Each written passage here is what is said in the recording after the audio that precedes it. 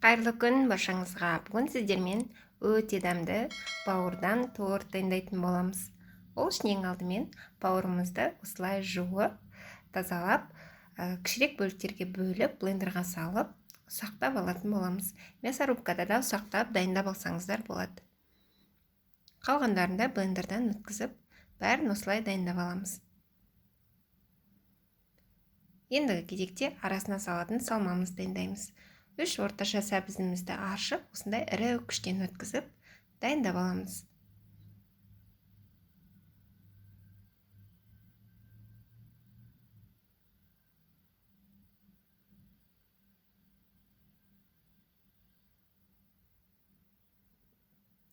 Және 2 орташа пиязымызды ашып, осылай ұсақтап турап аламыз.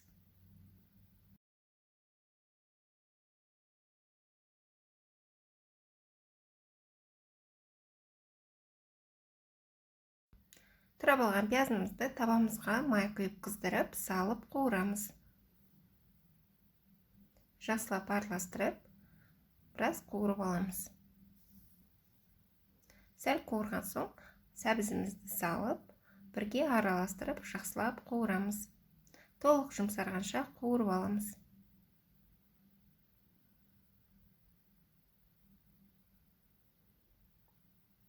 Осылай баяу отта жақсылап қуырып алдық. Сәбізіміз дайын болды. Тағы 1 минут ұстаймыз. Осымен дайын болады.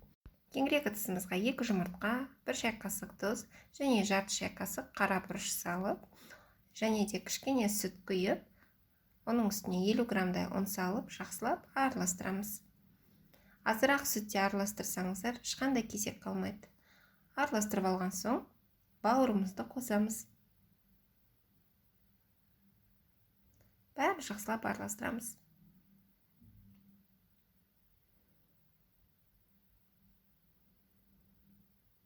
Осылай тексересіздер.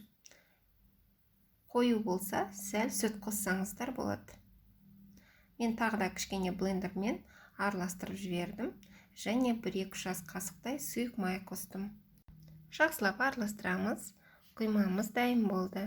Ендігі кезекте табамызды қыздырып, құймамызды 1 шөміштен құйып, осылай жақсылап айландырып пісіретін боламыз.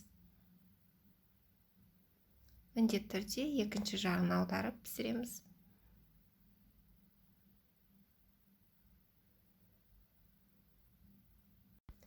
Табаларыңыз жабыстыратын болса, сәл астын майлап алсаңыздар болады. Мен майламадым, себебі құймақтың ішінде сұйық май бар.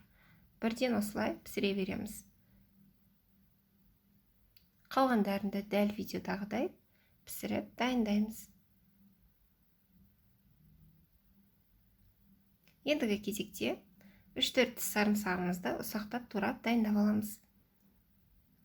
Майонезімізге қосып, жақсылап араластыратын боламыз. Біз бұны құймақтың ішіне жағатын боламыз.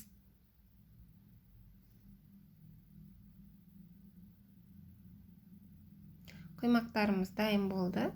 Осылай ыстық күйінде 1 майонезді жағып, 1 слойына майонез, екінші слойына осылай сәбізбен пиязды қойып жинаймыз. Ыстықтай жинайтын болсаңыздар, құймақтарыңызға майонез жақсылап сіңіп, сондай әдемі сочный болып шығады. Осылай кезекпен бәрін жинаймыз. 10 құймақты жинадым. Менде осындай 2 блинный торт шықты. Бетін өздеріңіздің қалаларыңызға қарай әсемдесеңіздер болады. Мен шет-шеттеріне ұсақталған аз көк және черри помидорын бөліп салдым, және ортасына консервідегі горохты салдым. Бауырдан жасалған тортымыз дайын болды. Түрі өте әдемі болмаса да, дәмі өте керемет болып шығады. Дайындап көруге кеңес беремін. Арасына өздеріңіздің қалаған көкөністеріңізді қуырып, турап салсаңыздар болады. Өздеріңіздің фантазияларыңызға қарай әдемілеп кессеңіздер де болады. Қалай болса да өте дәмді болып шығады. Менің арнамда бұдан да басқа әдемі мерекелік дастарханға арналған тіске басарлардың рецептері бар. Кіріп көрсеңіздер болады. Рецептерді жіберіп алмас үшін тіркеліп, қоңыраушаны басып қойыңыздар. Алда бұдан да басқа әдемі рецептермен бөлісетін боламын. Рецептерім ұнаса, лүпіл басып, пікір қалдырсаңыздар, өте қуанышты боламын. Көріп тамашалағандарыңызға рахмет. Сау болыңыздар.